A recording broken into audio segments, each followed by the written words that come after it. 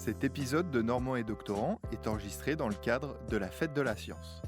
À l'occasion de cette 34e édition, les acteurs et actrices de la recherche, de l'innovation et de la culture vous donnent rendez-vous partout en France métropolitaine du 3 au 13 octobre 2025. En Normandie, pas moins de 7 villages des sciences s'installent à Caen, Cherbourg, Évreux, Le Havre, Rouen, Saint-Lô et Elbeuf-sur-Seine. Un programme varié vous y attend.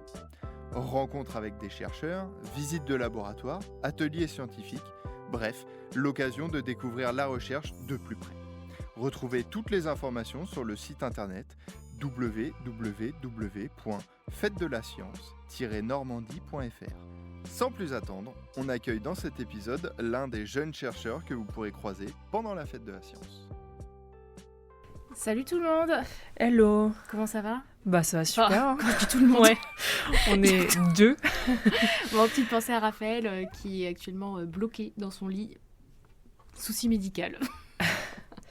Bon, aujourd'hui on se retrouve pour un épisode spécial puisqu'on l'enregistre dans le cadre de la Fête de la Science qui va se tenir du 3 au 13 octobre 2025 partout en France et notamment en Normandie. Et pour cette 34e édition, il y aura plus de 450 événements qui vont avoir lieu dans plus de 55 villes normandes. Et justement, la doctorante que nous accueillons aujourd'hui sera elle aussi présente à la Fête de la Science. Donc il s'agit de Camille Cagneau, doctorante à l'Université de Caen, entre le laboratoire Ethos et la région de gendarmerie de Normandie, qui consacre sa thèse aux chiens d'assistance judiciaire.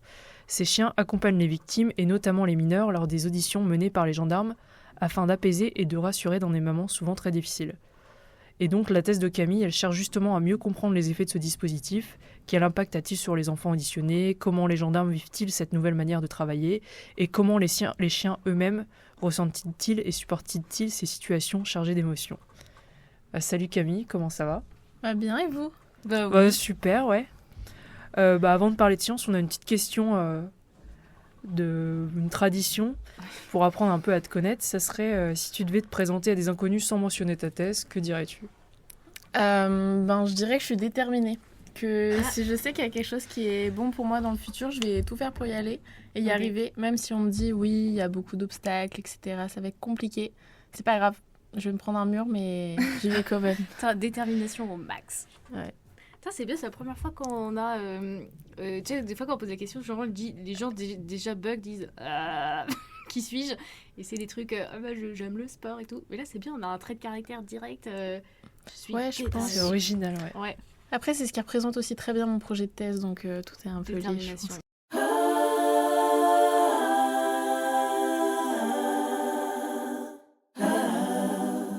On imagine souvent la justice comme une affaire de preuves, de procédures et de codes très stricts. Pour certains, ce moment peut être particulièrement difficile. C'est le cas des enfants victimes, qui doivent raconter ce qu'ils ont vécu face à des adultes en uniforme, dans une salle qui peut impressionner, parfois même intimider. Alors, comment créer un climat de confiance ? Comment aider ces enfants à s'exprimer sans se sentir écrasés par la gravité de la situation ? Depuis quelques années, une piste a fait son apparition, les chiens d'assistance judiciaire. Le principe est simple, et pourtant révolutionnaire. Faire entrer un chien dans une salle d'audition, pas un chien policier ou un chien de sécurité, mais un chien formé pour rassurer, apaiser et offrir une présence chaleureuse. Résultat, l'enfant a tendance à plus facilement parler, le climat est moins tendu et l'audition peut gagner en fluidité. Depuis LOL, le premier champ d'assistance européen, ce dispositif tend à se développer en France, mais il soulève aussi de nombreuses interrogations. Pour l'instant, on ne s'est jamais vraiment posé de questions sur quel est l'effet vraiment de ces chiens, comment ils sont choisis, comment ils sont formés, quel effet ils produisent sur les enfants auditionnés, mais aussi sur les gendarmes qui les accompagnent, et surtout, comment le chien lui-même vit-il cette expérience ? Peut-il ressentir la charge émotionnelle ? Est-ce qu'il risque d'en souffrir lui aussi ? C'est précisément ce triple regard, celui des enfants, celui des gendarmes et des chiens, qu'étudie notre invitée du jour, Camille, doctorante en psychologie et en éthologie. Sa thèse s'intitule « Chiens d'assistance judiciaire, quels effets sur les mineurs, les gendarmes et le chien lors des auditions ? Une approche éthologique et psychologique ». Son travail, il s'inscrit dans un dispositif encore très rare en France. Alors, que nous disent ces résultats de ces recherches ? Quels bénéfices, quelles limites et surtout, quelles perspectives pour l'avenir ? Tata, super, petit résumé. Ça va ? Qu'est-ce que t'en penses ? Est-ce que on a dressé le portrait fidèle de ta thèse ou est-ce que si tu veux nous l'expliquer avec tes propres mots, plus d'experte ? Vous avez dressé un très bon portrait de ma thèse. Simplement, je suis pas doctorante en psychologie, mais c'est toujours un peu compliqué. Ça commence bien. Non, mais généralement, les gens, quand je présente mon projet, c'est vrai qu'ils me disent du coup, tu as fait de la psychologie et tu es en doctorat de psychologie. Mais en fait, moi, je suis rattachée au laboratoire Ethos, qui est du coup un laboratoire d'éthologie. Donc, en soi, vraiment, le titre de mon doctorat, c'est doctorat en physiologie et biologie des interactions, enfin, des organismes et interactions. Physiologie. Je crois que je me suis trompée en écrivant psychologie. Je voulais écrire physio, je pense. On va se dire ça comme ça. C'est pas grave. Mais finalement, c'est vrai que quand je présente au grand public ma thèse, je dis que je fais une thèse d'éthologie et un peu de psychologie. Mais éthologie, ça veut dire quoi juste pour le cadre même moi, je sais plus là. Éthologie, c'est vraiment tout ce qui va concerner la science des comportements, en fait. Que ce soit animal ou humain. Ah donc, oui, c'est pas forcément que les animaux. C'est ça. Donc moi, généralement, je vais dire que je fais une thèse d'éthologie. Comme ça, c'est beaucoup plus simple, beaucoup plus court et ça parle à beaucoup plus de monde parce que physiologie, généralement, on me regarde, on me dit tu fais pas de physiologie. Enfin, Oui, ouais. Voilà. Et donc, éthologie, généralement, je m'arrête là. Et est-ce que tu peux nous expliquer c'est quoi concrètement un chien d'assistance judiciaire pour commencer ?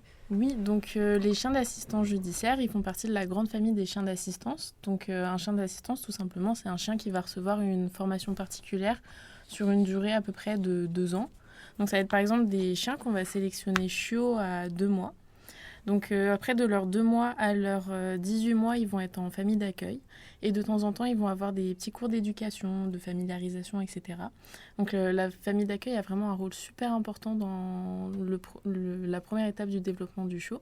Et puis ensuite, à 18 mois, si le chien a un profil qui correspond au futur chien d'assistance, il rentre dans ce qu'on appelle une sorte de centre d'éducation avec du coup tous les autres chiens de sa promotion, entre guillemets. Donc ils ont tous le même âge.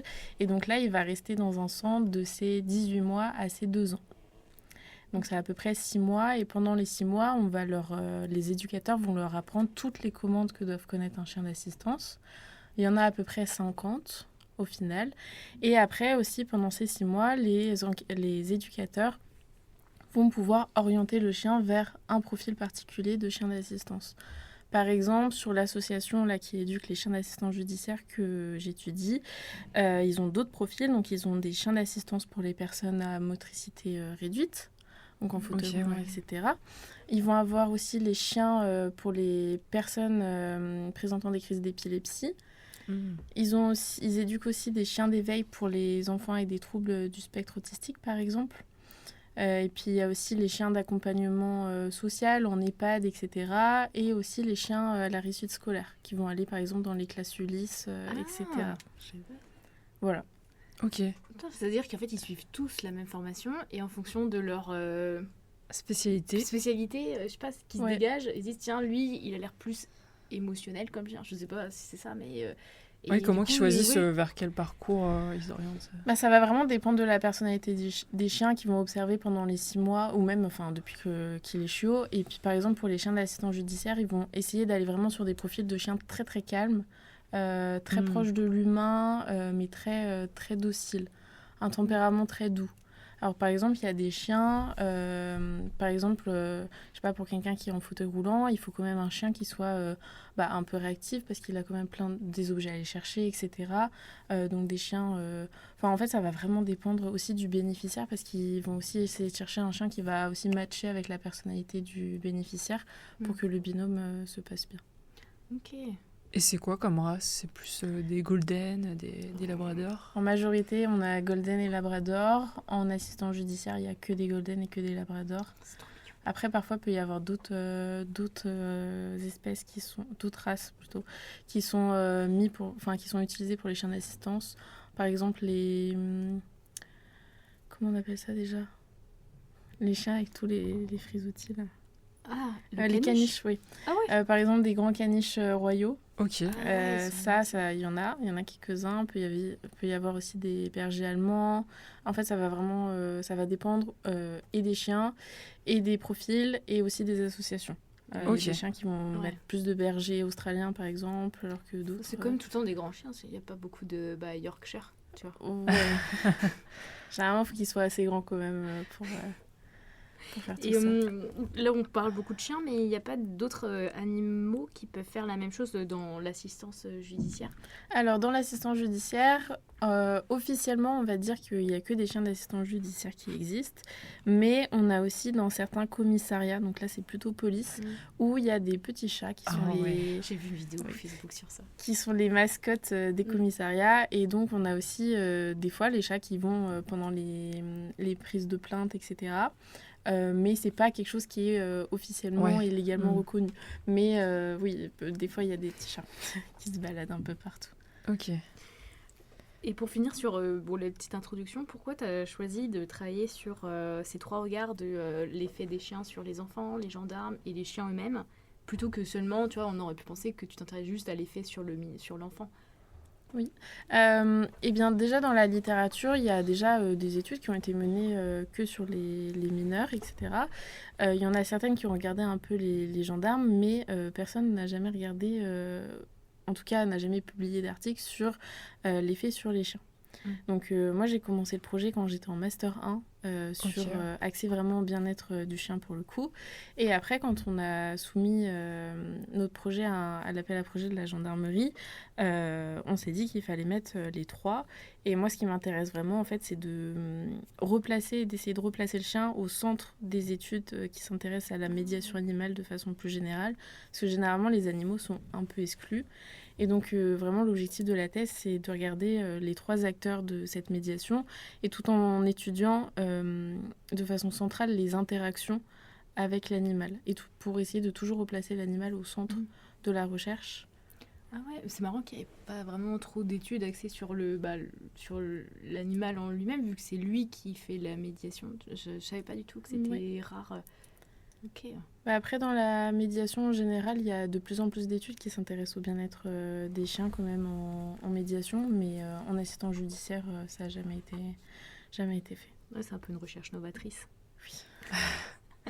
Très exploratoire aussi. Et pour partir sur le dispositif des chiens d'assistance, les chiens d'assistance judiciaire plutôt, ça existe depuis quand en France et est-ce que c'est très présent en France par rapport à d'autres pays étrangers? C'est quoi les pays où c'est plus présent?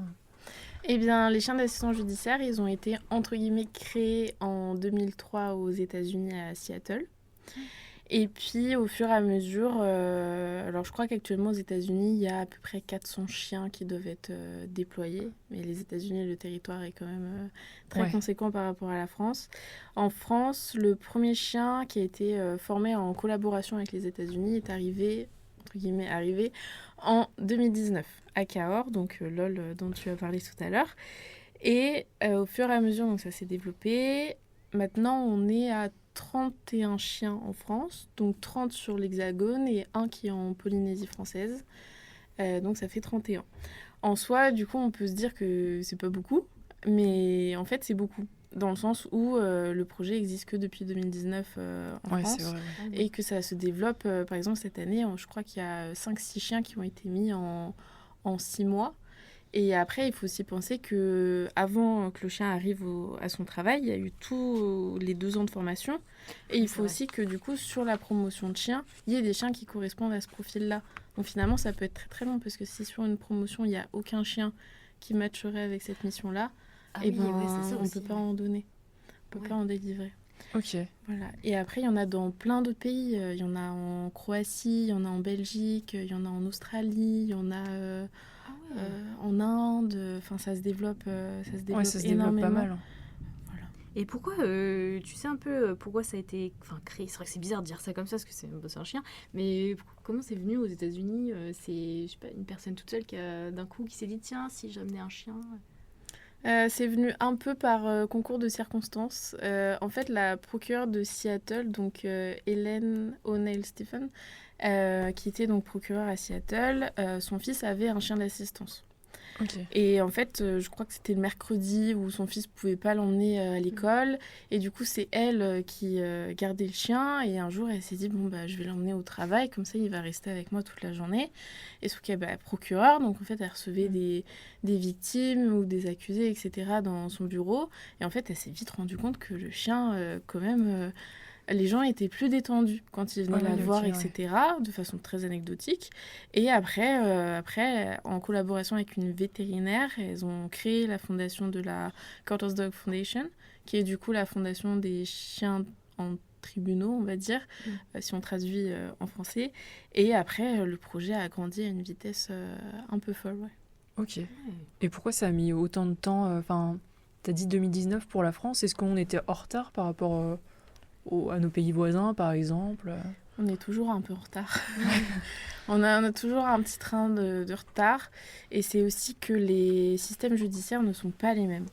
Donc, il y a aussi en France, le système judiciaire, c'est compliqué quand même d'introduire un chien comme ça, etc. Ouais. Alors que peut-être qu'aux États-Unis, la mentalité fait que c'est peut-être un peu plus simple de proposer quelque chose qui sort de l'ordinaire. Tandis qu'en France, on va peut-être avoir un peu plus peur que le chien rende caduque la procédure, etc. Enfin, je sais pas trop, il faudrait demander vraiment à ceux qui ont pu bloquer avant 2019. Puis il y avait aussi tout le temps de voir ce que ça donnait aux États-Unis avant de se lancer. Oui, c'est vrai. Et par rapport à la formation des chiens, c'est quoi les... Tu vois, ce que, en fait, moi, dans ma tête, là, ils rentrent à l'école des chiens pour être formés. C'est quoi le genre de cours ils vont avoir des cours... par exemple, on va leur apprendre à ouvrir des tiroirs. Ou par exemple, les éducateurs vont mettre une petite corde au niveau des poignées des tiroirs. Et ils vont apprendre une commande au chien. Quand ils disent une certaine commande, le chien doit prendre la corde et ouvrir le tiroir. Ils vont apprendre à monter sur des tables. Ils vont apprendre à allumer des interrupteurs, éteindre des interrupteurs, à ramener la télécommande, à différencier les objets. Comme ça, si on dit va chercher la télécommande ou va chercher la pantoufle, le chien il doit savoir faire la distinction. Voilà, en fait, il va apprendre toutes ces commandes au fur et à mesure. Puis il va aussi apprendre à aller dans les magasins, à accompagner les fauteuils roulants, etc. Enfin... Et pour ceux de justice, il y a des trucs spécifiques en plus ou... Oui. Alors, les chiens d'assistance judiciaire ont une commande qui leur est totalement spécifique, c'est la commande cool. En fait, c'est une commande sur laquelle le chien va venir s'allonger à côté du mineur sur un canapé. Ok. Voilà, et ça, c'est leur commande qui n'est que apprise à ces ça, chiens. c'est pas la plus compliquée, hein. Coucher, c'est ça. Et du coup, en fait, il y a quand même des différences entre... Ouais, voilà. Enfin, attends, je réfléchis en même temps à ma question. En fait, en gros, un chien guide aveugle, enfin, un chien pour les aveugles qui est guide... c'est dur à dire, et un chien d'assistance judiciaire, ils peuvent pas faire le même boulot en fait.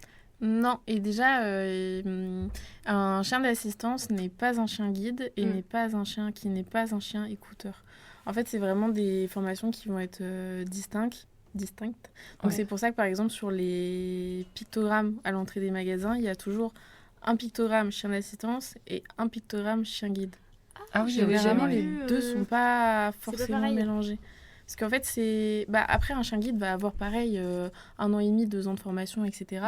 Mais au regard de la loi, c'est distinct. On va avoir chien d'assistance, chien guide. Ouais, et puis ils savent peut-être plus faire de choses, le chien guide. C'est pas du tout la même... En fait, c'est pas le même travail. Le chien guide, il faut qu'il arrive à mener son bénéficiaire. Le chien d'assistance, il va être plus là pour assister. Et pas, il n'aura pas besoin de guider quelqu'un... Oui, donc tu peux pas faire une reconversion en tant que chien. Non. Non, mais c'est pour ça, en même temps, pour comprendre que finalement, c'est pour ça que ça peut paraître si peu, parce qu'en fait, il y a toute la formation, il faut que le chien il soit prédestiné à être plus assistant que autre chose, quoi. Puis ça arrive que le chien arrive du coup à ses 2 ans et qu'on se rend compte qu'il n'est pas du tout fait pour ça, donc qu'il soit reformé et proposé à l'adoption pour devenir un chien de compagnie. Normal. Ah oui, ok. Un chien, vraiment le pire de la classe, celui-là. Tout raté. Et si on revient spécifiquement sur les chiens d'assistance judiciaire, comment que ça se passe du coup c'est quoi leur principale mission à la gendarmerie, etc.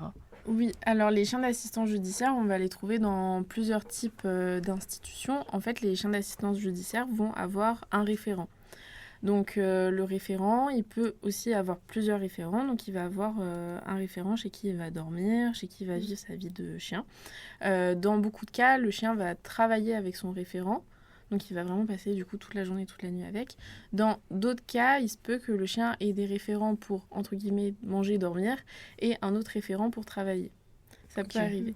Et du coup, en fonction de où travaillent les référents, et du coup, le chien va travailler à différents endroits. Donc par exemple, on va avoir en gendarmerie, il y a 2 chiens dont le référent sont gendarmes. Par exemple, les 2 chiens de ma thèse, ils travaillent dans des unités d'accueil pédiatrique enfants en danger, donc au sein des hôpitaux. Donc là, leurs références sont soit psychologues, soit médecins légistes, en tout cas dans mon cas. Ensuite, on va avoir des chiens qui vont être associés, par exemple, à l'association France Victimes. Là, c'est la majorité des chiens, à peu près une vingtaine de chiens qui sont avec des référents qui travaillent dans cette association. Et puis, on va avoir des chiens directement associés à des tribunaux, mais je crois qu'il n'y en a qu'un seul. Voilà, donc en fait, ça va vraiment dépendre avec qui ils travaillent. Mais du coup, c'est ce qu'on dit référent, mais c'est leur chien. Enfin, je sais pas, tu vois, c'est leur chien, ils sont propriétaires du chien ou c'est... Non, en fait, Ils sont officiellement, colocataires c'est ça. En fait, c'est que officiellement, l'association reste propriétaire des chiens Ok. pendant toute la durée de travail du chien. Et après, par contre, quand le chien va partir en retraite, là, normalement, le référent a le choix d'adopter ou non son chien. Et du coup, là, ça devient son chien. Mais ça, c'est le cas pour tous les chiens d'assistance. On propose toujours à la fin aux bénéficiaires d'adopter officiellement le parce chien. que tu t'attaches à ton chien quand même. Bah, c'est ça. Après, il y a des situations où c'est pas facile. Par exemple, quand on est en fauteuil roulant ou... Oui.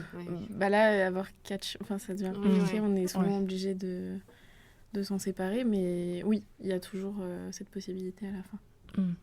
Et du coup, toi, t'as dit que tu suivais 2 chiens. Oui. Est-ce que tu peux présenter le cadre, leur mission, leur petit prénom aussi. Donc pour les chiens, en premier, je suis Ravel, qui est donc le chien de l'UAPED de Saint-Lô, avec qui je travaille donc depuis mon stage de Master 1. Ravel, c'est un grand, très grand labrador noir de 5 ans maintenant.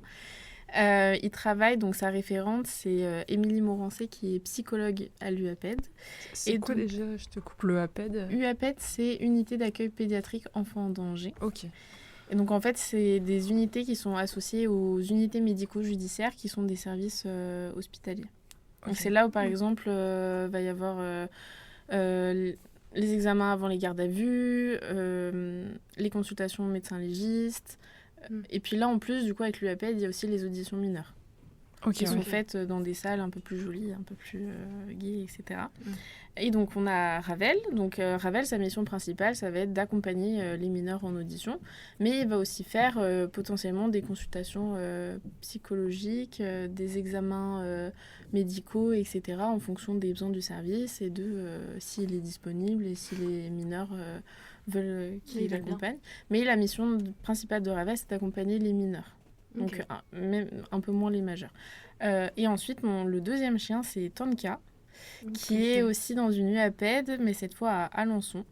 Et là, Tonka, son référent, c'est le docteur Frédéric Briand, qui est médecin légiste. Et Tonka, en fait, il a les mêmes missions que Ravel. Donc, ses missions principales, ce sont d'accompagner les mineurs en audition, pendant les examens, etc. Ok. Et en fait, du coup, là, en gros, quand il y a un enfant qui a été victime qui arrive, le chien, direct, il va être... Enfin, si l'enfant veut bien, parce que si tu as peur des chiens, il va pas y aller. Et du coup, le chien va être tout le temps présent pendant toutes les auditions, les examens. Examens, voilà, merci pour les mots-clés. Oui, donc normalement, oui. Après, ça va dépendre aussi du chien. Par exemple, Tonka, je n'ai pas dit, mais c'est un Golden Retriever qui a quel âge? Qui a 3 ans. C'est trop mignon. Non. Et donc oui, en fait, ça va dépendre du chien, si le chien travaille ou non. Par exemple, Tonka ne fait pas forcément toutes les auditions dans la journée, parce que les services vont avoir des dynamiques qui vont être différentes, plus condensées ou pas. Donc, si on part du principe que le chien participe à l'audition, ou en tout cas est disponible pour l'audition, là, le mineur, il va avoir le choix donc, de prendre le chien ou pas pendant l'audition. Il va avoir le choix de prendre le chien pendant l'entretien qui se fait avec les psychologues en amont de l'audition. En fait, à chaque fois, le mineur, on lui demande s'il veut que le chien vienne. Voilà. Puis le chien, ça va dépendre des jours. Et puis, il a des jours de repos, des fois, peut-être aussi. Ça dépend. Ouais. Ça dépend. C'est pas acté comme nous. Oui, il fait pas un 35 heures. C'est pas acté comme nous, mais il peut avoir des pauses. Oui, il peut avoir des pauses.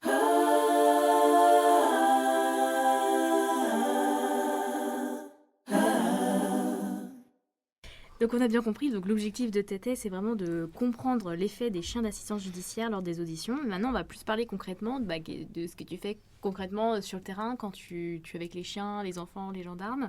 Donc moi, ma première question, c'est... c'est une question phrase là en fait quand je suis en train de me lire, mais pour évaluer les effets du dispositif des chiens, voilà, tu mets en place un suivi physiologique et comportemental. Enfin, tu vas nous expliquer tout ça, tout en évaluant l'influence du chien sur le stress, la communication, l'état psychologique des mineurs et des gendarmes. En fait, comment tu fais Attends, je vais refaire ma question, elle est trop chum là en fait.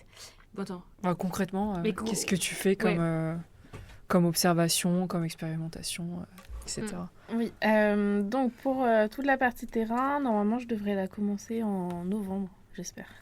Et alors, ce qui est prévu, c'est donc il y a en effet une partie chien, une partie mineur, une partie gendarme, donc 3 protocoles un peu différents. Donc je vais regarder tout ce qui va être, je vais regarder certaines données physiologiques qui vont permettre d'analyser le stress du chien.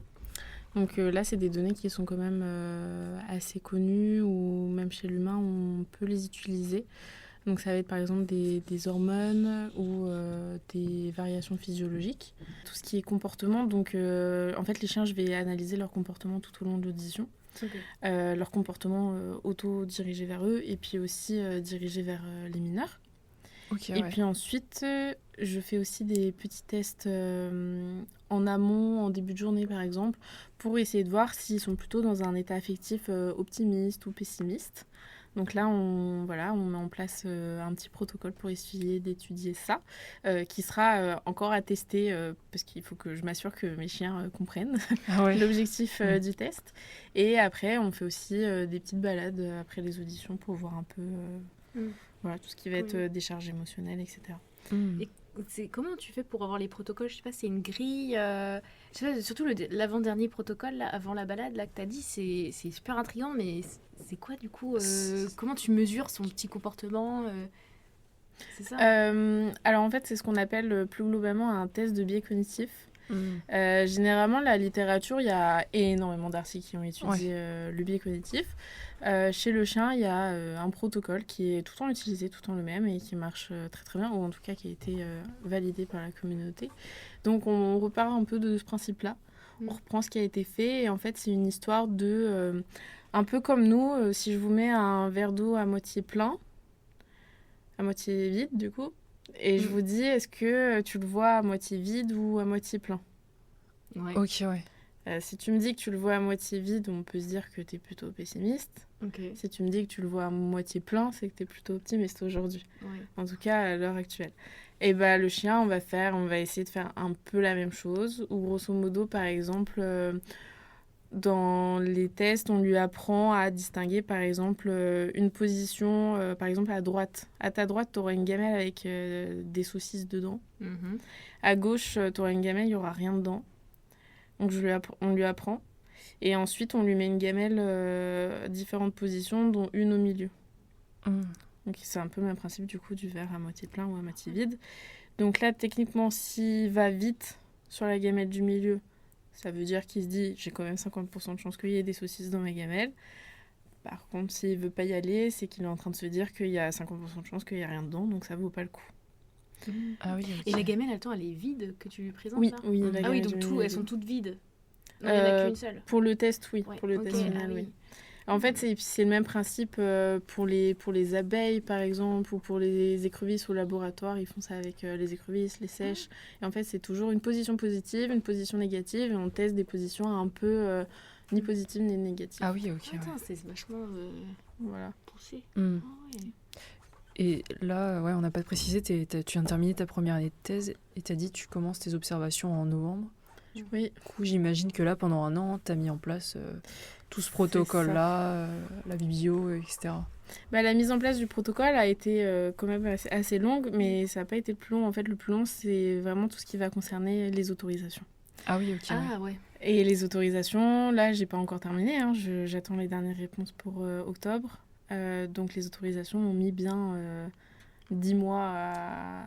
Ah oui, il faut prendre ça en compte, ouais. Donc c'est ça, parce qu'il y a les autorisations, on va dire pour le chien, même si je suis pas, je fais pas quelque chose qui est invasif, il faut quand même faire une demande d'analyse par le comité éthique.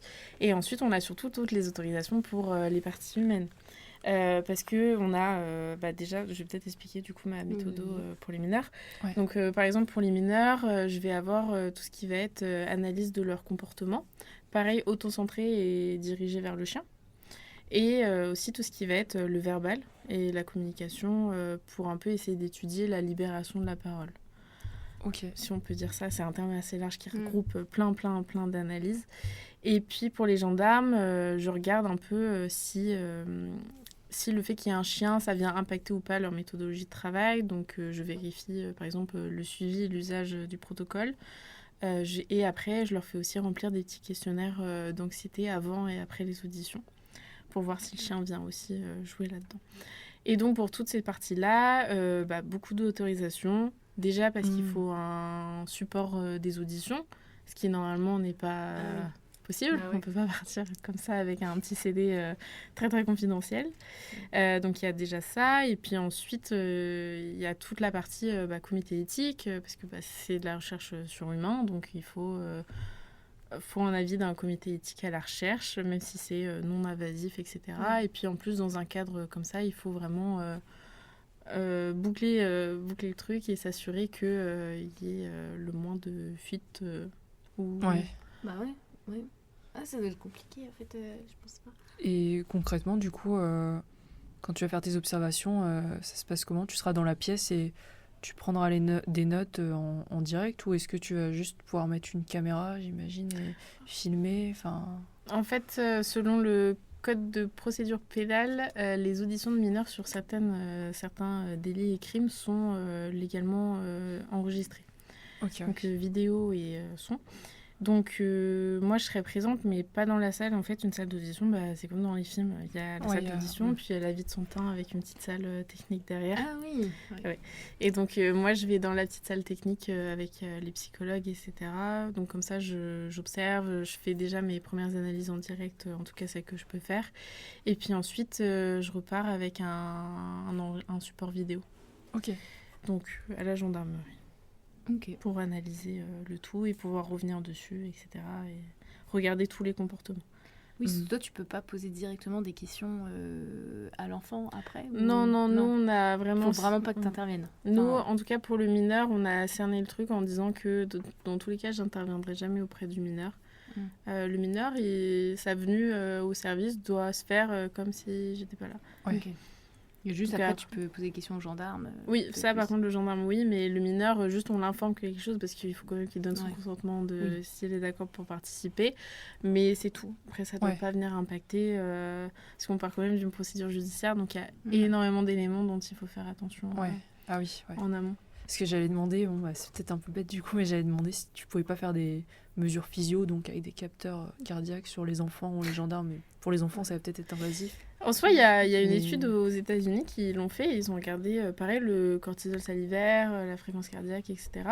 Ils l'ont fait, mais c'est aux États-Unis. Et en France, déjà, c'est la première étude qui est menée sur le sujet. Ah oui, donc c'est la première... oui, en tout cas, comme ça, avec vraiment chien, mineur, gendarme, avec toute la mise en place de récupérer les vidéos, les supports, etc. Donc, on y va piano. Et les vidéos que tu vas pouvoir regarder et tout, est-ce que ça doit se faire uniquement dans un bureau à la gendarmerie ?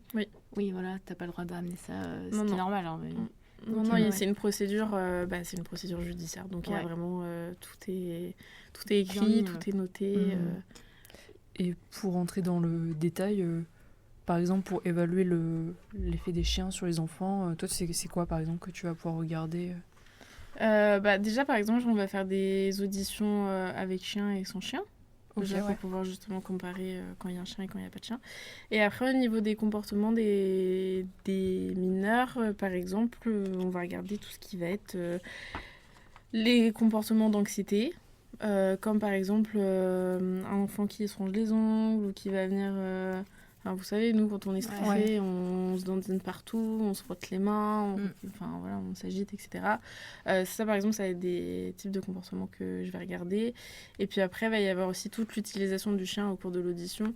Parce qu'il faut savoir qu'une audition, elle se fait en plusieurs phases. Donc, il y a une phase, on va dire, qui est un peu plus détente, tout va bien. Et puis, il y a la phase d'allégation, où forcément, les émotions sont plus présentes.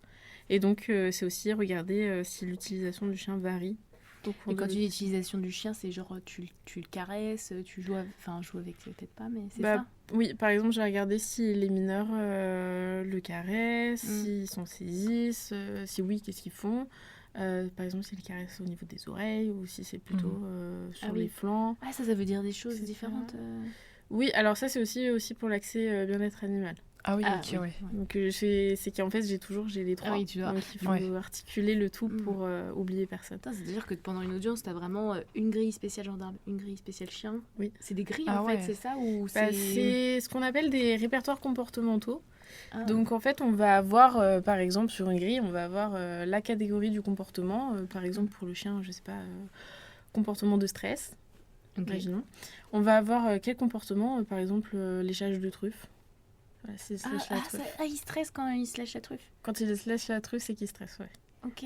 Généralement. Après, à part si on vient de lui donner une petite friandise, là, ça compte pas, c'est juste qu'il vient de manger. Et puis, après, on va avoir la description du comportement. Donc, la langue passe au niveau de la truffe, par exemple. Et puis ensuite, on va voir si on la regarde en fréquence ou en durée. Donc là, plutôt une fréquence, parce qu'un léchage de truffe, ça va vite. Et puis, on s'en fiche un peu de savoir combien de temps il dure. Et puis après, du coup, on fait tout un répertoire avec tous les comportements qu'on veut regarder. Et ensuite, on utilise un petit logiciel d'analyse comportementale. On associe les comportements à des petites touches de notre clavier. Et comme ça, quand on regarde la vidéo, on fait A, B, B. Ah, ok.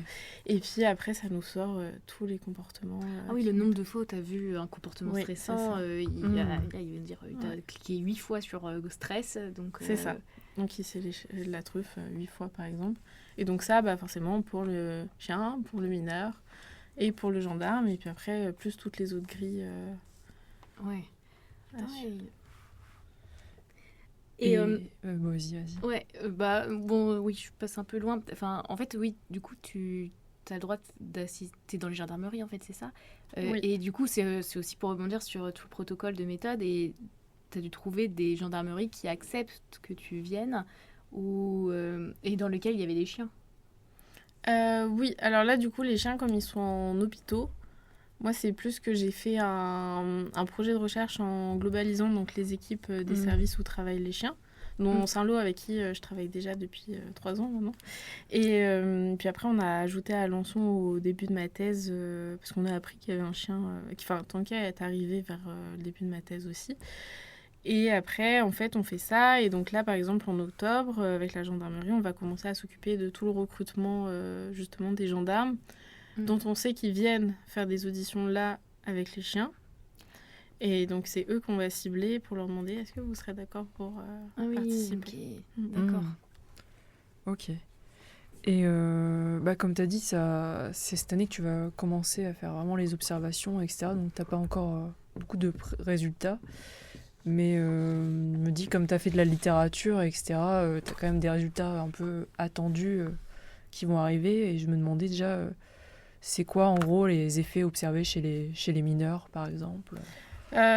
Pour l'instant, en tout cas, on va rester en audition, on va pas partir en tribunal, etc., parce que ça fait un peu plus trop large. Mais en audition, donc par exemple, l'étude qui s'est intéressée aux variations de fréquence cardiaque, etc., ils ont observé que les mineurs qui avaient, en tout cas, qui bénéficiaient de la présence d'un chien pendant leurs auditions, ils avaient une fréquence cardiaque qui était plus basse que ceux qui n'avaient pas de chien, et aussi des taux d'hormones reflétant le stress qui étaient plus faibles que ceux qui n'avaient pas de chien. Donc là, c'était une piste pour dire que le chien était quand même une sorte de catalyseur de stress et protéger les mineurs du stress. En tout cas, c'est ce qu'ils en ont conclu dans leur étude. Après, d'un point de vue comportemental, donc les plus grandes études qui existent, c'est des études canadiennes qui sont vraiment ma base de référence. Et pour le coup, d'un point de vue comportemental, c'est plus compliqué. Généralement, les effets sont pas très visibles. C'est un peu aussi dur de les interpréter. Est-ce que l'enfant a vraiment fait ça parce qu'il y avait le chien, ou est-ce que c'est pas juste qu'il y a eu un biais du groupe original. Ah oui, Donc, ouais. voilà, ça doit être dur en fait. Tu compares un groupe qui a pas eu de chien, un groupe qui a eu un chien. Et ouais, est-ce que finalement l'enfant qui avait peut-être pas de chien, c'est juste qu'il était d'un naturel moins stressé. Enfin, mais bon, je pense qu'il y a quand même des choses que tu vois significativement plus. Mais c'est vrai que ça doit être pas simple en fait d'analyser tous les différents comportements. Il y a le biais humain quoi. Oui, il y a le biais humain et puis c'est des études qui sont récentes. Ouais. Et donc il y a pas on peut pas s'appuyer sur beaucoup d'éléments en fait. Donc mais actuellement oui, d'un point de vue comportemental, il y a pas trop de données qui ressortent. C'est un peu compliqué. Enfin, c'est pas compliqué en fait. Là pour l'instant, ils prouvent juste que le chien ne change rien. Oui, ce qui est un résultat aussi. C'est un résultat neutre. S'il n'impacte pas la méthode de travail des gendarmes, il n'impacte pas les comportements du mineur. Là pour l'instant, les études tendent à dire que c'est neutre. Donc c'est pas plus mal non plus. Le mineur stresse moins. Il y a ça, c'est pas ça le. D'un point de vue physiologique, oui, mais ça se reflète pas d'un point de vue comportemental. Ah oui, c'est vrai que c'est différent. Donc c'est pour ça qu'on sait pas trop. Mais pour l'instant, on tend à dire que. Et du coup, au niveau des chiens eux-mêmes, c'est ça que tu disais qu'il n'y avait pas vraiment d'études sur eux-mêmes. Mais est-ce que tu t'attends, toi, à trouver que le chien, il stresse un peu ou... Moi, du coup, j'ai fait mon stage de M1 sur le bien-être de Ravel. Donc, j'ai eu des premiers éléments qui peuvent m'inspirer des hypothèses pour la suite. Mais c'est vrai que par rapport à cette question, j'essaye de rester la plus neutre possible et de faire mes hypothèses, de pas vraiment faire mes hypothèses, en fait. Ouais, pour pas avoir trop de... pas être biaisé. Ah oui. Parce que le milieu judiciaire, il est quand même très très différent. Et même si en soi, pour faire des hypothèses, je pourrais me porter sur des études qui ont étudié le bien-être des chiens dans d'autres contextes. Le milieu judiciaire est vraiment à part. Et donc, c'est un peu délicat. Après, c'est vrai que là, l'hypothèse, généralement en médiation animale, les études tendent à montrer que les chiens présentent des stress. Donc on va dire que l'hypothèse que là je pourrais faire, ce serait que potentiellement je m'attends à ce qu'il y ait un stress observé au cours d'une audition. Mais encore une fois, moi j'essaye de rester la plus neutre possible. Donc, Et tu vas suivre 2 chiens, Ravel et Tinka. Ouais. Et est-ce qu'il y en a d'autres ou c'est les 2 ? Alors c'est les 2 seuls parce que déjà il faut aller les voir. Et donc ça fait déjà beaucoup de trajets, etc. Et puis suivi longitudinal. Et en fait moi je suis toute seule sur ce projet. Étant donné de toute la complexité judiciaire qu'il y a derrière, donc j'ai pas de petites mains en plus, donc forcément ça limite aussi un petit peu. Et oui, après il y a d'autres chiens que je pourrais aller voir parce qu'il y a d'autres chiens qui travaillent en UAP dans les mêmes conditions. Puis il y a ça aussi, il faut pas prendre 10 chiens les 10 chiens font pas du tout la même chose. Ah oui. Parce que sinon on sait plus trop qu'est-ce qu'on regarde. Déjà qu'il y a énormément de biais et de facteurs qui viennent un peu parasiter le tout. Donc non, que 2 chiens. Et c'est déjà je pense que c'est déjà pas mal. Ouais. Et du coup, là, cette première année, tu as monté les projets et du coup, tu as dit que tu as été voir les chiens. Mais tu as fait quoi avec eux ? Enfin, je sais pas, tu as été rencontrer les chiens, les deux chiens, et tu as préparé des analyses sur eux au préalable, comportementales ?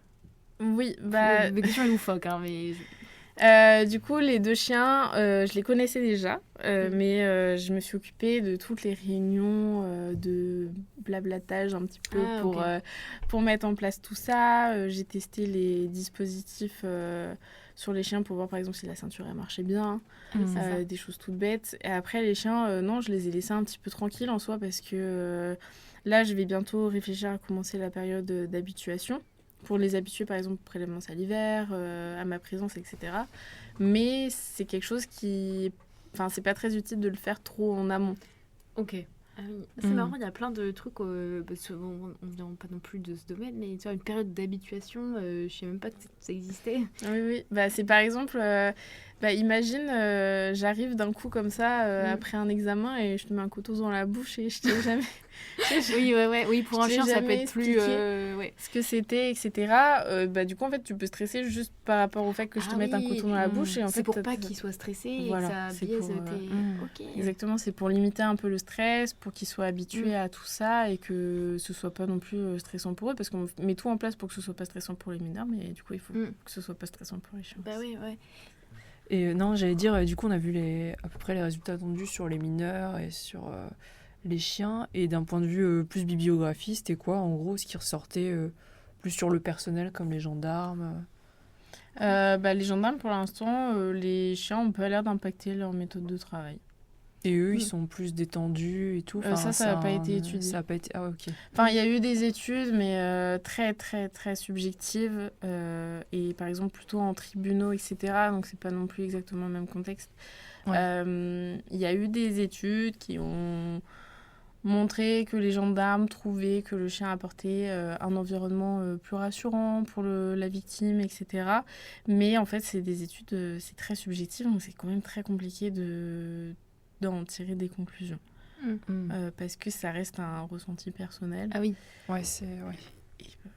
Et du coup, objectivement, c'est compliqué. Donc la seule étude objective qui a étudié ça n'a pas regardé l'effet, on va dire, un peu plus bien-être psychologique sur les gendarmes, seulement la méthode de travail, ce qui est déjà beaucoup. Et pour l'instant, ils ont observé qu'il n'y avait pas d'effet du chien. Qu'en tout cas, les gendarmes n'étaient pas plus subjectifs ou l'audition de moins bonne qualité parce qu'il y avait un chien. Et généralement, ils voient comment l'arrivée d'un chien ils sont enthousiastes ou ils sont plus réticents.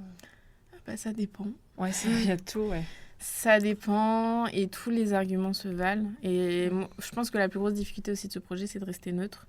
Parce qu'il y a des gens très dévoués aux chiens, qui veulent mettre des chiens partout, etc. Et qui sont fans de ce projet, etc.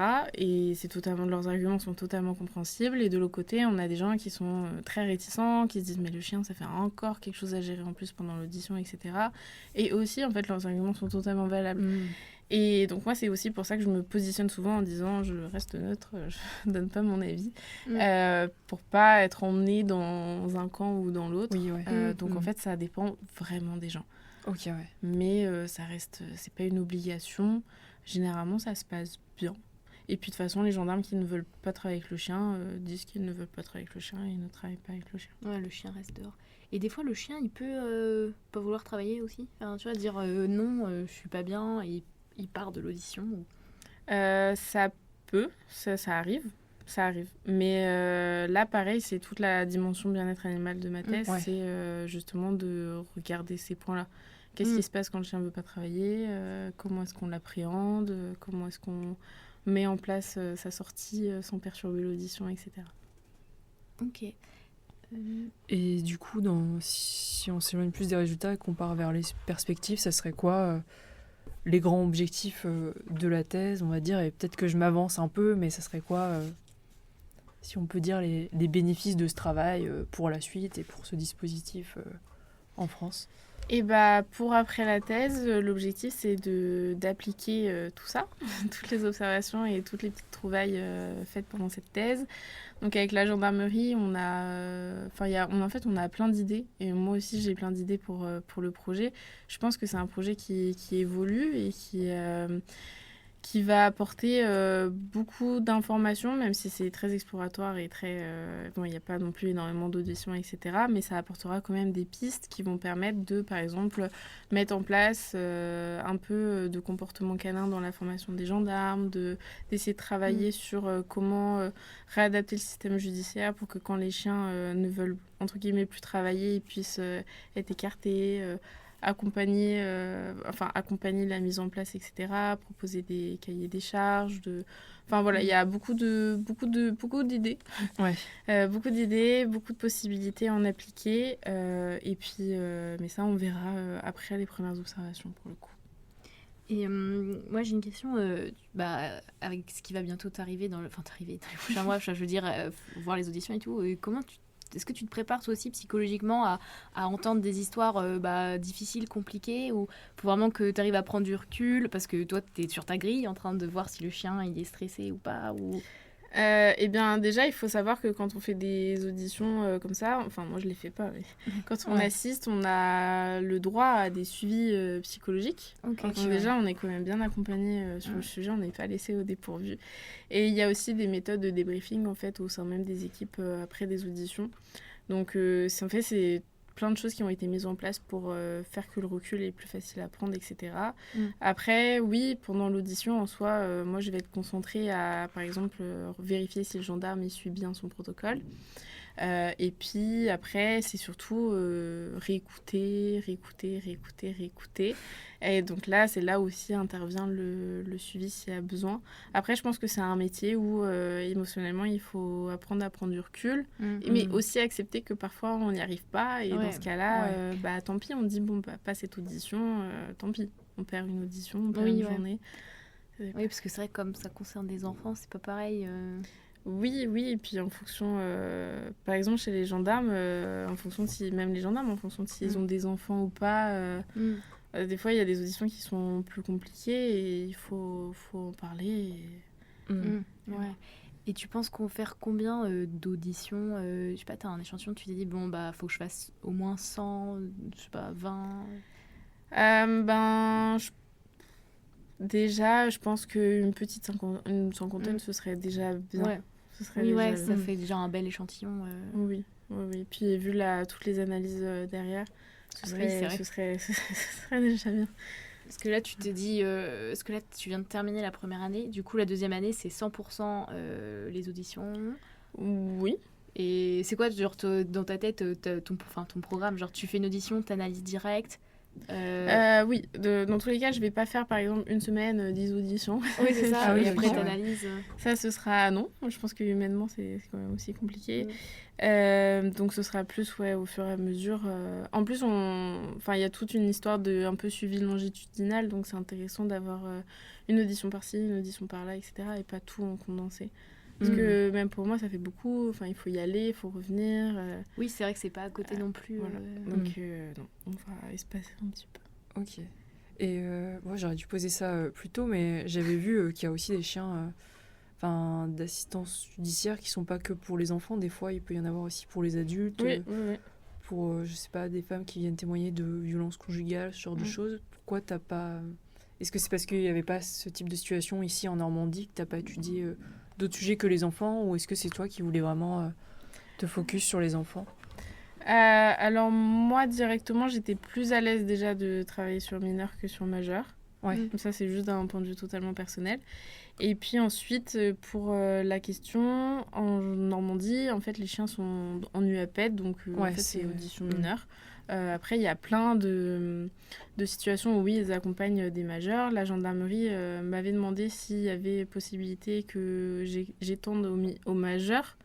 En fait en Normandie il n'y en a pas, donc par exemple faire un trajet de 5 heures de route, ça complique un peu les choses. Oui, et c'est aussi une seule audition, ça sert à rien. Et puis aussi c'est pas exactement les mêmes questions, ça reste par exemple des victimes, mais l'approche est totalement différente. Mais après par exemple en majeur, Ravel il est parti au procès de Squarneck entre février et mars. Et sur la première semaine, donc la semaine d'ouverture du procès, je l'ai accompagné avec sa référente. Et donc là, je l'ai vu agir dans un nouveau milieu qu'il ne connaissait pas du tout, auprès de, du coup, cette fois des majeurs, pour le coup. Et donc c'était super intéressant, mais oui, je pense que parfois dans nos thèses il faut faire des choix et là tu fais le choix. Et là t'as vu ou pas qu'il agissait différemment, le chien, comme tu dis, dans un univers plus de majeurs, il était peut-être plus stressé ou... En fait c'est que la configuration était très différente. En audition on va lui demander de venir s'allonger sur un canapé, alors que là il était dans un amphithéâtre, donc il fallait qu'il il devait être trop stressé. Il était un peu au départ il était un petit peu perdu, mais il y avait un deuxième chien avec lui. Donc ça l'a quand même aidé en tout cas il a pu voir qu'est-ce qu'il fallait faire. Il fait quoi en fait pendant le procès? C'est trop intéressant. Il a marché, il a été voir les victimes. Oui, généralement juste le fait qu'il déambule, ça avait déjà sa petite vie en fait. Oui, c'est ça. Ouais. C'est sa petite vie, puis de temps en temps il allait voir une personne en particulier, il s'allongeait à côté d'elle, il avait des petites gratouilles, des petites papouilles. Et il a fait aussi de l'accompagnement à la barre. Voilà.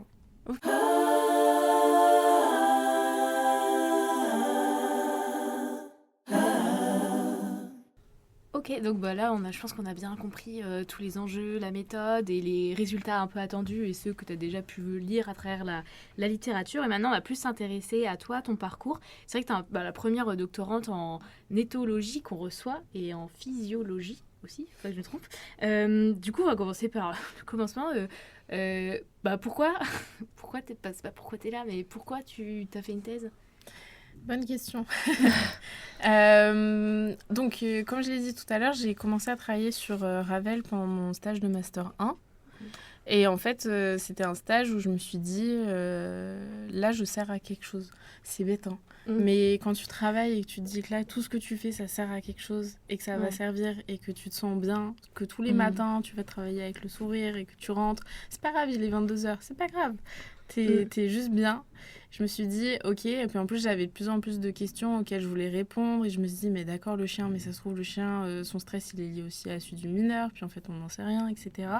Et du coup, après, j'ai cherché avec, du coup, la personne qui est maintenant, donc Madame Darmaillet, qui est maintenant ma directrice de thèse, était pendant mon stage de Master 1 mon encadrante pour le stage, même si officiellement j'étais avec l'hôpital. Et du coup, je lui ai soumis toutes mes idées et on s'est dit, il faut trouver des sous pour le stage de Master 2. Parce que c'est très compliqué de trouver des sous juste pour un stage de Master 2, comme ça, en plus sur un nouveau projet. Donc, on n'a pas trouvé. Donc, je suis allée faire autre chose. Et après, quand je suis revenue de mon stage de Master 2, c'était la fin du master et je me suis dit c'est terminé, le chômage. Je me suis dit c'est fini, je sais pas quoi faire et donc j'avais toujours mon projet en tête, je voulais pas le lâcher, je me suis dit je suis sûre, le côté un peu déterminé, je me suis dit mais je suis persuadée qu'il va servir, qu'il est important, qu'il faut que les gens l'écoutent, croient en lui, etc. Et donc même si à côté je commençais à rebondir sur d'autres pistes forcément pour faire autre chose, donc je sortais vraiment du monde de la recherche pour le coup sur mes autres pistes, rien à voir. Et finalement, ma directrice de thèse a reçu dans sa boîte mail un appel à projet de la Gendarmerie nationale du coup pour les thèses COFRA, donc la thèse que je fais actuellement. Et du coup on s'est dit là c'est le moment ou jamais, parce qu'en plus sur un sujet pareil, on savait très bien que sans la gendarmerie ça allait être très compliqué, voire impossible. Donc on a postulé et me voilà en thèse. Mais très honnêtement, moi j'étais à l'origine à la recherche de sous. Ah oui, ok. Donc si la gendarmerie m'avait dit on peut te proposer 1 an de financement, je l'aurais pris. S'ils m'avaient dit 2 ans, je l'aurais pris. Là ils m'ont dit une thèse, je prends avec plaisir. Mais j'étais pas dans l'optique de faire une thèse. Moi, tous mes autres plans, répondre à tes questions. C'est ça. C'est ça, ça a toujours été ça. Et en fait, tous mes autres plans à la fin de mon master, c'était de l'appliquer, travailler en ferme pédagogique, partir faire du volontariat, enfin rien à voir avec la recherche. Donc voilà. Et c'est quoi t'as parlé de thèse COFRA, c'est quoi du coup ? Oui, alors COFRA, c'est un acronyme pour dire Convention de formation à la recherche en administration. Globalement, en fait, c'est comme une thèse CIFRE. Sauf que c'est pas en entreprise, c'est en administration publique. Oui, tu peux faire ça avec la gendarmerie, toutes les administrations. Donc là, c'est ministère de l'Intérieur, mais ça peut être ministère des Armées, ministère de l'Éducation nationale. Enfin, c'est une administration. On n'y pense pas. Hein. Du coup, pour les masters qui nous écoutent, si je sais pas, vous faire une thèse sur avec le système scolaire, il y a peut-être moyen d'avoir des thèses COFRA. Puis il y a des ouvertures d'appel à projets tous les ans. Mais là, à Caen, c'est la première aussi pour l'université. Ah oui, ok. Ah, bien. Putain, mais c'est des... T'as la pression, là. Que des premières. Zéro pression. Et ça se passe comment du coup, t'as un bureau à la gendarmerie, mais est-ce que des fois, tu viens ici sur le campus avec les chercheurs de la fac ? Oui, alors du coup, pour mettre un peu le contexte, donc moi, ma direction de thèse, elle est déjà composée de 2 laboratoires de l'université. Donc ma directrice de thèse appartient au laboratoire Ethos qui est basé à Luc-sur-Mer, en tout cas ici. Après ils ont aussi une station à Rennes en Bretagne, 2 en Bretagne. Mais en tout cas ici c'est Luc-sur-Mer. Donc pour ça j'ai un bureau à Luc-sur-Mer, un écran, un ordinateur, tout ce qu'il faut. Et puis ensuite ma co-directrice de thèse qui est Madame Hirschelman, elle fait partie du laboratoire de psychologie de l'université de Caen. Par contre, ce laboratoire-là, c'est vraiment une co-direction. Donc là, j'ai pas de bureau, etc. Puis j'ai déjà 2 bureaux, donc c'est suffisant. Et après, donc j'ai la gendarmerie, donc il y a une caserne à Caen, même si Caen est une zone police. Il y a une caserne de gendarmerie à Caen. Et donc là, à la caserne, j'ai aussi mon bureau, mon setup, etc. Un ordinateur, etc. Et voilà. Du coup, j'ai vraiment 2 sites de travail. Après, de temps en temps, si je donne des cours sur le campus, je vais en campus. Si j'ai besoin d'aller au labo de psycho, je vais au labo de psycho. Là, par exemple, je faisais une étude comportementale chien de compagnie vs chien d'assistance judiciaire. Et du coup, les petits chiens de compagnie, je les faisais passer le samedi dans les locaux du labo de psycho. Comment tu les as trouvés là ? T'as fait un appel à la population ? Oui, totalement. Ah ouais. Ok. Toi, tu vois plein de chiens en fait. Oui, tous les C'est samedis. vraiment pas mal. Et du coup, avec tes 2 labos, c'est quoi? Tu fais une semaine sur 2 dans l'un, ou t'es plus à Luc, ou t'es plus à la gendarmerie? T'as un planning un peu Alors, sur la convention, on a mis à peu près répartition 50-50. Ouais. Après, pour être honnête, en fait, je le fais en fonction, j'ai pas vraiment de planning. Alors, j'essaye de faire un planning une semaine à l'avance pour que quand même les encadrants sachent où je suis si j'ai un accident. Mais je me fixe pas un planning au mois parce que j'ai une thèse quand même qui peut bouger énormément. Donc, du jour au lendemain, en fait, je peux faire... j'avais prévu quelque chose, finalement, pas du tout, je vais faire autre chose. Et donc, lié à ça, en fait, c'est surtout en fonction de mes besoins. Oui. Si j'ai besoin d'être à la gendarmerie parce que j'ai besoin d'être plus concentrée ou simplement parce que j'ai besoin de voir le colonel ou d'avoir accès à des données gendarmerie, je vais à la gendarmerie. Par contre, si j'ai besoin de travailler, là par exemple, il faut que je construise mon protocole pour tester si mon chien voit le verre à moitié plein ou à moitié vide. Donc là, c'est au laboratoire. Okay. Et en fait, ça va vraiment dépendre parce que la gendarmerie est vraiment là pour m'encadrer sur tout le côté juridique et gendarmerie, justement. Accès au procureur, par exemple, tout ça, tous les contacts qu'on n'a pas très facilement. Puis toutes les connaissances des auditions, etc. Par contre, le laboratoire Ethos est là pour un peu m'apporter de l'encadrement sur tout ce qui va être le chien. Ouais. Et après, du coup, ma co-directrice est le labo de psycho pour tout ce qui va être plus psychologie du mineur et du gendarme. Putain, Donc en fait, les trois se complètent et moi, je circule et je vagabonde en fonction de mes besoins. Et t'es la première personne qu'on reçoit en éthologie. C'est quoi le parcours universitaire, les études pour faire ça du coup? Et ça dépend. En vrai, ça dépend. Le mien est assez classique quand même. Moi, j'ai fait une ligne droite. Donc, à l'époque, c'était le bac S. Maintenant, je ne sais pas. On se sent vieux quand on dit ça. Et du coup, bac S. Et puis ensuite, je suis partie en licence de biologie des organismes et écologie. À l'université Paris-Saclay, donc dans le 91. Donc, pareil, j'avais fait mon bac en région parisienne. Donc, j'ai fait ma petite licence. J'ai fait un stage en L2 sur le bien-être d'un groupe de chimpanzés. Donc, déjà, accès à éthologie dans un parc zoologique qui était vraiment trop bien. Enfin, c'était vraiment c'était super. J'avais beaucoup d'autonomie. J'ai pu mettre en place plein de choses. Et puis après, c'est vrai, pendant ce stage, je me suis quand même rendu compte que les animaux, c'est cool, mais que les animaux, il manque un truc. Et du coup, je me suis dit, il me faut un peu d'humain. En fait, c'est tout bête, mais l'anecdote que j'aime bien raconter, c'est que moi, mon stage de L2, c'était la fin du Covid. Et c'était sur la période où on n'avait pas le droit de sortir et de changer de région. Ah oui. Il fallait rester dans sa région d'intérêt et sinon, il fallait faire une attestation et plus un test Covid pour sortir. Et donc, au parc zoologique, il n'y avait pas de visiteurs, en fait. Il n'y avait personne. Donc, c'était encore mieux parce que je pouvais mettre des trucs super bizarres dans les enclos.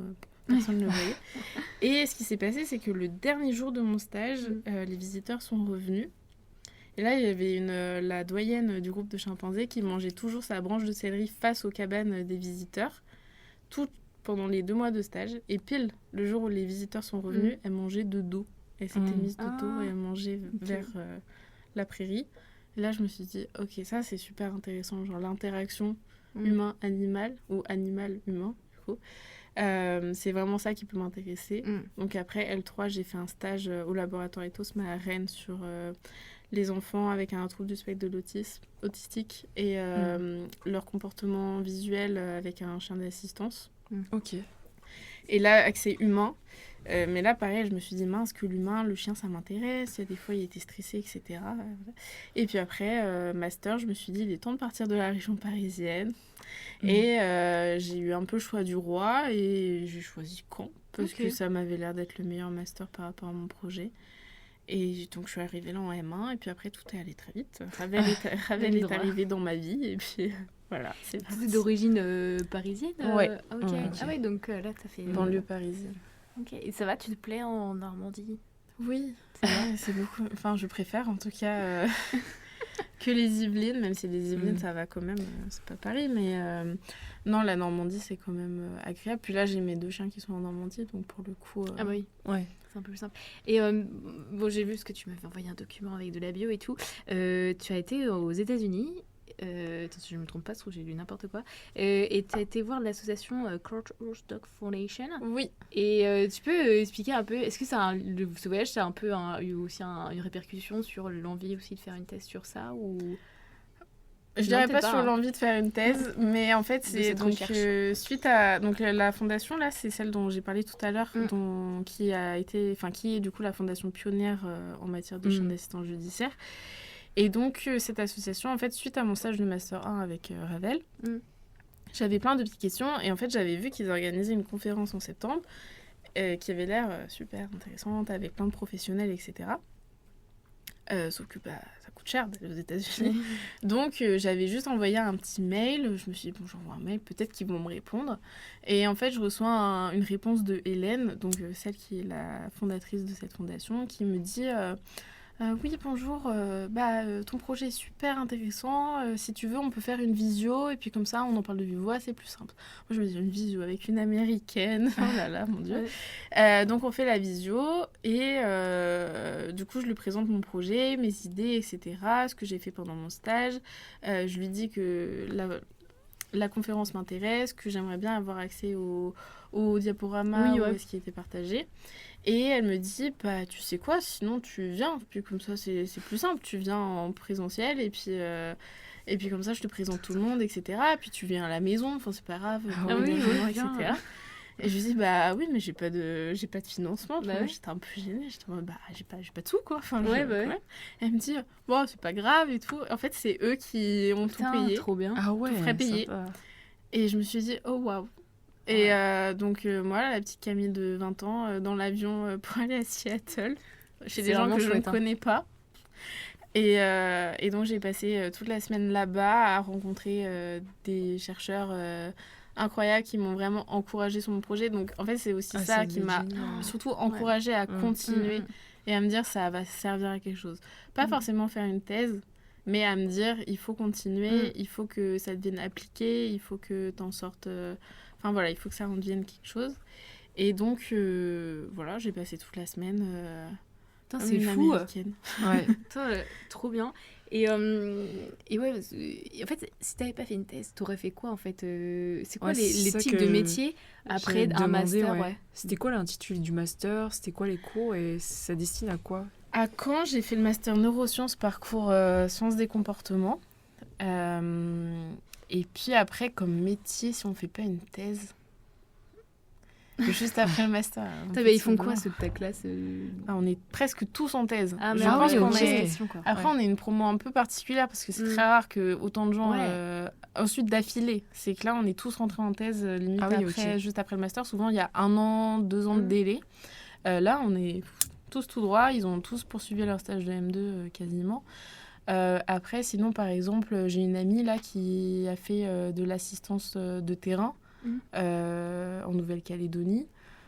Donc, on peut faire ça. On peut faire du terrain. On peut faire ingénieur d'études aussi. J'ai des amis qui ont fait ingénieur d'études. On peut se reconvertir. Là, j'ai une amie qui va déposer son dossier pour entrer dans la gendarmerie. Enfin, rien à voir avec la recherche. Ah oui. Et on peut faire plein de choses. Et souvent, c'est vrai que déjà, quand on arrive au master, on nous l'a vendu comme étant un master de recherche. Ah oui, c'est un master recherche. Ce qui est le cas, factuellement, c'est un master recherche. Mais en fait, quand on veut, on peut faire... on peut. Et tu donnes des cours pendant la thèse Oui, j'ai commencé mercredi. Des petits TP de psychobio aux licences 3 en psycho. C'est cool, ça se passe bien. Ça se passe bien. Et aussi, je vais donner un cours. Alors ça, je pense que ça va être un peu impressionnant, mais je vais donner un cours aux actuels Master 2 de mon Master. Là où j'étais il y a 2 ans. C'est pas si loin. Je pense qu'on a vraiment le même âge. Mais tu sens qu'il y a une différence. Nous, c'est vrai direct après le master, on a pu faire aussi cours dans le même master qu'on donnait avant. Et du coup, tout de suite, tu passes de l'autre côté du bureau, t'es en mode, tu vois, on te voit un peu plus comme... c'est eux qui te voient. Alors qu'en soi, on a le même âge. Moi, je faisais que dire, non, mais vous savez, il y a 2 ans, j'étais exactement assise là. Et du coup, ça fait hyper vieux de dire ça. Je m'en rendais compte. Du coup, ça va être ça. Donc, en octobre, voilà. Trop bien. Cours. Et puis après, j'en donne pas énormément non plus parce que je vais bientôt commencer les auditions. À la gendarmerie, j'ai aussi d'autres projets et d'autres choses qui se mettent en place. Donc, voilà. Ok. Et je pense là, ça s'est bien passé aussi. Enfin, comment les gendarmes, ils ont vu ton arrivée T'as été Ils bien ont pas accueillie souvent des thésards et des Bah ouais, chercheurs. c'est original. Oui. Alors déjà, j'ai été très très bien accueillie. Après, c'est eux quand même qui m'ont choisi de Oui. m'accueillir, donc Oui. ça s'est très bien passé. Mais c'est vrai que il y a des fois quand je dis que je fais de l'éthologie, et ils me regardent, qu'est-ce que c'est l'éthologie? Ah oui, Et après, quand je commence généralement à présenter la partie bien-être du chien et les émotions des gendarmes, etc., généralement là, ils sont... Comment dire? Enfin, ils en rigolent pas, mais ça leur fait bizarre parce Ouais. que c'est rare qu'il y ait ouais. des projets là-dessus, etc. Donc Bah pour oui. eux, c'est nouveau. Mais en même temps, pour eux, en fait, c'est super intéressant parce qu'ils s'ouvrent à d'autres domaines de recherche aussi. Et non, ils ont été super accueillants, super facilitants. J'ai des opportunités que j'aurais jamais eues si j'étais pas avec la gendarmerie. Enfin, les opportunités sont absolument incroyables. Voilà. Et j'ai une dernière question, parce qu'on est quand même là pour faire un peu la promotion aussi de la fête de la science. Donc toi, tu vas faire quoi pendant la fête de la science? Tu étais dans une ville de la Manche, tu m'as dit. Oui, donc je pars à Donville-les-Bains le Ok. 11 octobre avec Ravel d'ailleurs qui va venir me voir. Trop bien. Un petit chien, petite star. Donc là, c'est dans le cadre de rendez-vous avec. Donc c'est plus sous forme, on va dire, de petites conférences. En tout cas, si j'ai bien compris ce qui est attendu de moi. Et normalement, c'est vraiment comme des petites conférences, donc de 1 heure à peu près, grand public, pour ma part, en médiathèque. Ok. Trop bien. Ouais, Du super. coup, vous pourrez retrouver Camille le 11 octobre à Donville-les-Bains. Voilà, C'est ça. dans la Manche. Surtout avec Ravel. Avec Ravel, ça c'est... Oui. Ouais, pas mal.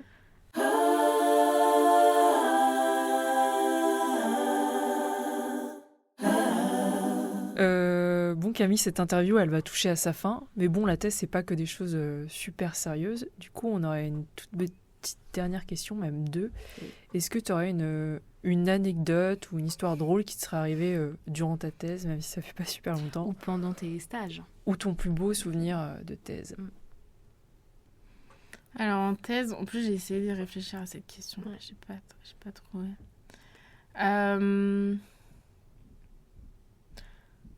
Je pense qu'il y a quand même une anecdote vis-à-vis de mon arrivée à la gendarmerie.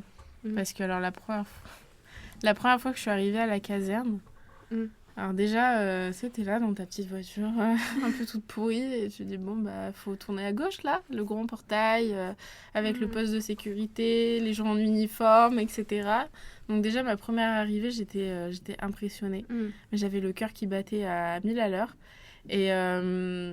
Et donc, je garde ma petite voiture, je vais voir pour aller voir le colonel, etc.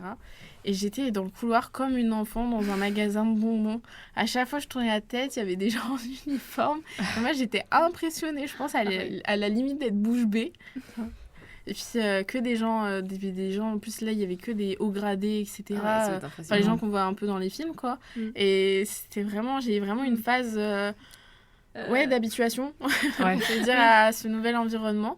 Et finalement, dès que j'ai vu qu'ils étaient super gentils, super humains, très facilitants, etc., c'est passé très très vite. Je pense que le deuxième jour, c'était quand même beaucoup moins impressionnant et je sais pas trop quoi faire. C'est tout ce que tu racontes. Et voilà. Donc ça, je pense que c'est pas mal. Le bouche bée un peu du début était... Ça m'a marqué en tout cas. Je comprends. Et alors la petite question qu'on aime bien aussi, c'est pour un peu nous aider tous à sortir un peu de la thèse, est-ce que tu as des petites recommandations à nos auditeurs, par exemple une musique que toi t'écoutes beaucoup en ce moment, un film, un livre, et notre préféré, un restaurant dans le coin, ou même en région parisienne, qui c'est trop bon et que t'aimerais que tout le monde découvre? Tous? Ou juste un Non, de tous? comme Non, tu veux. un au pif. Si tu préfères la musique, un film ou le resto, c'est toi qui dis. J'avoue que là, il y a un livre. En fait, j'ai toujours eu cette problématique, même pendant mes études et là pendant ma thèse, c'est que normalement, j'adore lire. J'adore lire. Sauf que là, en thèse, on lit des articles toute la journée. Et il y avait des fois, le soir, du coup, je me retrouvais à lire des livres, mais sur mon sujet de thèse. En soi, ça m'avançait et en même temps, je me dis, en fait, je ne lis plus de choses intéressantes. Donc, je lisais des BD rapidement, etc., parce qu'il y a des images. Et la dernière fois, je me suis dit, allez, je vais au magasin, j'achète des livres. Et je suis tombée sur un livre qui m'a refait aimer la lecture. Et depuis, j'ai lu 3 petits romans en un mois. Ah oui, je les ai dévorés. Et du coup, le livre, c'est un peu sur le même principe que le grand livre bien connu du moment de La femme de ménage. Ah oui, ouais. Donc, c'est pas La femme de ménage, même si celui-là, je l'ai vu, qu'il est bien. C'est une invitée particulière de... alors, j'ai plus l'autrice. Non, mais écoute, c'est Neil quelque chose. Et qui a été relue d'ailleurs par l'autrice de La femme de ménage. Et ce livre-là, Une invitée particulière, est vraiment... moi, il m'a refait accrocher avec la lecture. Je pouvais pas m'arrêter. Tu sais, il y avait des fois... Il y avait un soir, par exemple, où j'ai dit « Je suis pas disponible pour aller en soirée, j'ai trop de choses à faire juste parce que je voulais finir mon chapitre. » Ah, ça, c'est bien. Après, je trouve que c'est terminé. C'était la première fois que ça m'arrivait depuis super longtemps. Et je me suis dit, mais... Le gros mytho. Bah là, il est éclaté ton mytho. Le gros mytho éclaté. Mais non, puis j'allais pas dire à mes amis, non, je peux pas sortir, je vais lire. Je vais lire un livre. Bon, ouais. Voilà. Après, ça peut être rendu de plus en plus stylé de dire non, excuse-moi, je lis. Ok, cool. Bah, merci beaucoup. Ouais, merci. C'est super intéressant. Ouais. Et on n'oublie pas, on peut venir te voir le 11 octobre à Bonville-les-Bains. Donville-les-Bains. Oui, bon, elle est dure à dire le nom de la commune. Salut, merci. Salut, à plus. Bah, merci à vous. L'épisode touche maintenant à sa fin. Nous remercions bien sûr notre invité du jour d'avoir pris la peine d'être venu nous conter ces diverses histoires. Merci à vous de nous avoir écoutés. N'hésitez pas à vous abonner, à laisser une note sur ce podcast. N'hésitez pas non plus à nous envoyer vos propositions de questions pour l'épisode prochain à l'aide du mail présent dans la description. Nous en profitons pour remercier l'Université de Caen et le CEMU de nous avoir aidés à l'enregistrement de ce podcast. Et en attendant, on se dit à bientôt.